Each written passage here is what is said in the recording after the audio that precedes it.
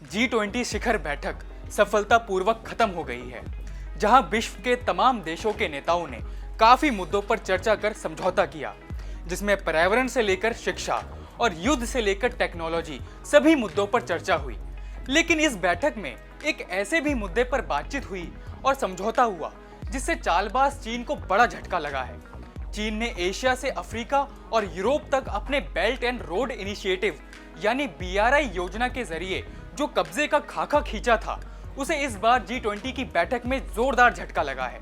आपको बता दें कि चीन कई साल पहले BRI की योजना लेकर आया था और उस पर तेजी से काम भी चल रहा है।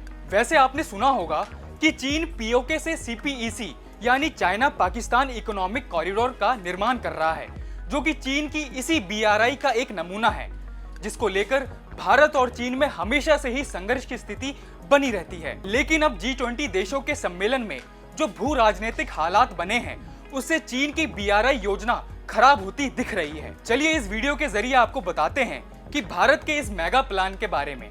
नमस्कार, न्यूज रूम पोस्ट में आपका स्वागत है। मैं आपके साथ कुणाल। G20 सम्मेलन में India middle east Europe economic corridor यानी IMEC का ऐलान हुआ है, जिससे चीन के मेगा प्लान BRI को बड़ा झटका लगा है। IMEC कॉरिडोर बनने से एशिया, मिडल ईस्ट और यूरोप के बीच रेल और जहाज के जरिए कनेक्टिविटी स्थापित हो जाएगी, जिससे इन देशों के बीच व्यापार और इंफ्रास्ट्रक्चर के लिए नेटवर्क तैयार किया जाएगा। इस योजना में अमेरिका, भारत, सऊदी अरब, UAE, जॉर्डन, इजराइल और यूरोपियन यूनियन भी शामिल है। वैसे कॉरिडोर का ऐलान ऐसे समय में किया गया है जब चीन पहले ही इस बात से परेशान है कि कहीं इटली BRI से बाहर ना हो जाए।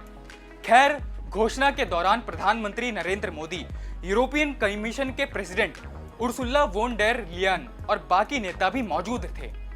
तो वहीं प्रधानमंत्री मोदी ने इसे मानवीय प्रयास और महाद्वीपों में एकता का प्रमाण बताया है। उन्होंने कहा कि सभी देशों के साथ कनेक्टिविटी को बढ़ावा देना भारत की प्राथमिकता रही है और हमारा मानना है कि कनेक्टिविटी का मतलब सिर्फ अलग अलग देशों के साथ व्यापार बढ़ाने से नहीं, बल्कि आपसी विश्वास स्थापित करना है।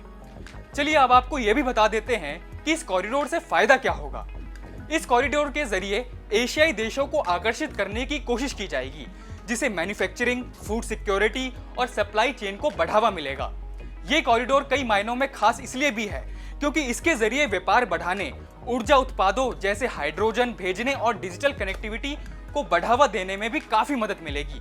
वहीं इस कॉरिडोर को लेकर बाइडेन के राष्ट्रीय सुरक्षा सलाहकार जैक सुलिवन ने कहा कि ये बाइडेन की दूरगामी निवेश विजन को दिखाता है और ये कॉरिडोर बुनियादी ढांचा, आर्थिक विकास को बढ़ावा देगा, जिससे बाकी के देशों को मिडिल ईस्ट में साथ लाने में मदद मिलेगी।